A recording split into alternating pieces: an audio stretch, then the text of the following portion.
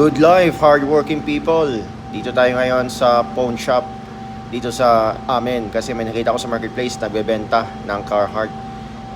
Pawnster po ang kaniyang profile. So tingnan ko po siya, marami nga pong binebenta dito kahit ano. Mga abubot, merong mga DVD at meron din po mga tools and equipment, power tools, meron ding jerseys, merong musical instruments, and so on and so on. Marami mga hand tools, cordless, power tools, battery, wrenches, merong bike, merong uniform, at may nakita nga po dito mga ready-to-wear items, snap-on, at ito na nga po yung nakita ko sa marketplace, Carhartt binebenta, dalawa, navy at brown.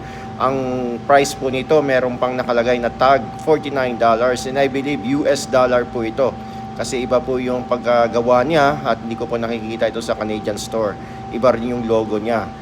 Maganda siya pero tinawaran ko pa siya ng $40 each. Kaso hindi binigay na maaari. Sabi niya 45 daw. So kaso 40 lang yung dala ko. So balikan ko na lang siya next week. Hopefully meron pa to, available pa to, dalawa. 33x32. Goods na to, panalo na to, paldo na to pag nakuha ko po ito. So yun lang po mga hardworking people. Ingat po kayo palagi. Shalom. Drive safe, keep safe. Bye-bye.